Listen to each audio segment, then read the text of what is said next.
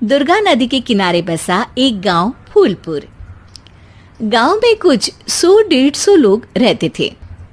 अंजलि, जो कि पास ही के जिले में रहती थी और 12वीं पास कर चुकी थी, उसके पिताजी ने बेटी को जल्दी विदा करने के लिए उसकी शादी फूलपुर गांव के मुकेश से करवा दी थी। मुकेश कभी स्कूल नहीं गया था और इस कारण वो पढ़ा लिखा नहीं था और बाकी गांव वालों की हालत भी मुकेश जैसी ही थी। मुकेश के घर में उसके माता पिता भी रहते थे। सासू माँ, मैं बाहर मंदिर तक जा रही हूँ, आधे घंटे में आ जाऊंगी। अरे अभी कहीं जाने की जरूरत नहीं है, चुपचाप जाके रसोई में रात के खाने की तैयारी करो। और ये घूंघट क्यों हटा लिया है तुमने? क्या पता नहीं कि इस गांव में औरतें बिना घूंघट के नहीं रहती? रात में अंजलि छत पर जाकर अपनी मम्मी से बात कर रही होती है। तभी गांव की 3-4 औरतें उसे देख लेती है और दरवाजे पर आकर उसकी सास से शिकायत करने लगती है। और क्या हुआ? अरे छत पे तो देखो, आपकी बहू मटक मटक के किसी से फोन पर बात कर रही है। दिन भर फोन पे लगी रहती है। अरे कल तो मंदिर के पास वो क्या कहते हैं, सेल्फी ले रही थी। शहर की बहू रखना अच्छा शान की बात है, पर देखना इसके लक्षण से ये तो तुम्हारे परिवार को बदनाम ना कर दे। ये पहली बार नहीं था जब सास से गांव के लोगों ने अंजलि की बुराई या शिकायत नहीं की हो। अब तो ये रोज की बात थी। अंजलि ये सब सुन लेती है। जब वो नीचे जाती है तो मुकेश भी वहां आ जाता है। सास कहती है, बेटा, लोग घर आकर शिकायत करने लगे हैं बहू के कामों की। देख लो, पति हो, संयम से रखो इसे। माँ जी, मैं तो अपनी माँ से बात कर रही थी, क्योंकि यहाँ कोई बात करने लायक ही नहीं है और अब मैं माँ के पास ही रहूंगी। वहाँ क्या रहना, वहाँ बाहर के लोग तो ठीक है, पर घर के लोग भी इज्जत ना दे सके। अरे नहीं नहीं अंजलि, ऐसा नहीं है, धीरे धीरे सब ठीक हो जाएगा, तुम फिक्र ना करो। अरे बस कुछ बोलना ही नहीं है, सर पे चढ़ा रखा है बहू को।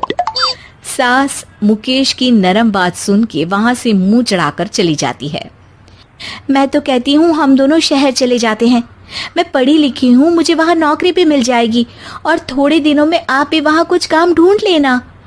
अरे नहीं नहीं अंजलि, हम यहाँ ना गांव का खेत, माँ पिताजी को छोड़कर शहर नहीं जा सकते। माँ पिताजी को कैसा लगेगा और गांव वाले क्या सोचेंगे? ये कहकर मुकेश सोने चला जाता है और अंजलि की गांव वालों द्वारा बुराई का सिलसिला बहुत दिनों तक चलता ही रहता है। लेकिन अंजलि गुस्सा ना दिखाते हुए समझदारी से काम लेती है। बारिश का मौसम चालू हो जाता है। जोरदार बारिश से पूरे गांव में हाहाकार मच जाता है। दुर्गा नदी में बाढ़ आ जाती है और बाढ़ का पानी पूरे गांव की फसल तबाह कर देता है। फसल की ये हालत देखकर गांव वाले निराश हो जाते हैं और बात तो यहाँ तक पहुँच जाती है कि कुछ लोग तो अंजलि को इस सब का दोषी ठहरा देते हैं। अरे पूरी फसल तबाह हो गई, पता नहीं किसकी नजर लग गई है। अरे जब से चौधरी परिवार में ये शहर की बहू आई है ना, तब से ही गांव की शांति चली गई है। इसके कर्म कांड से माँ दुर्गा नदी भी खुश नहीं है। ये सब सुनकर बेचारी अंजलि रोते हुए अपने घर चली जाती है। कुछ दिन बाद सभी गांव वाले अपनी फसल का मुआवजा लेकर अपने अपने घर आते हैं। मुकेश भी 1500 लेकर आता है। अंजलि को जब पासबुक दिखाता है तो अंजलि हैरान हो जाती है। अरे, ये पासबुक में तो उन्होंने 4000 की एंट्री करी है और आपको सिर्फ 1500 दिए। सच में? अरे, वो सरकारी अफसर आपको बेवकूफ बना रहे हैं। सरकार की तरफ से हमें 4000 मिले हैं, लेकिन बाकी का सारा पैसा खुद ही खा रहे हैं। आप लोग के अनपढ़ होने का फायदा उठा रहे हैं।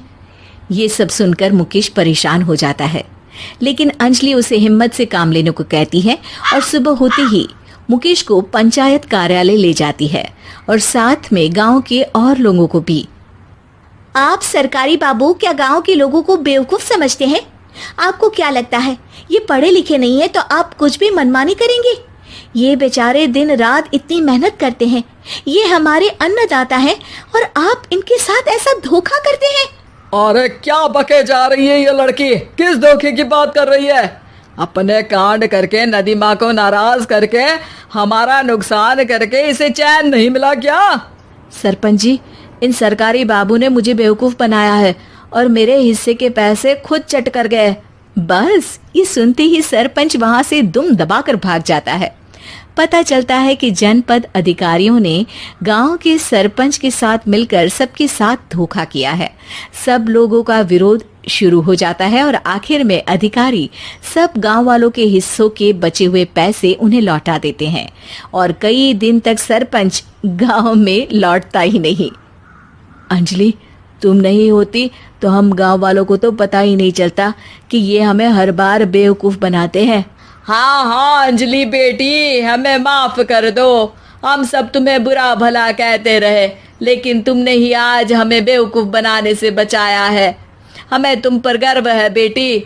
अब समझ आया कि सरपंच तुमसे नहीं, तुम्हारे पढ़े लिखे होने से नफरत करता था।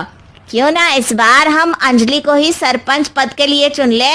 क्या कहते हो गांव वालों? पढ़ी लिखी सरपंच।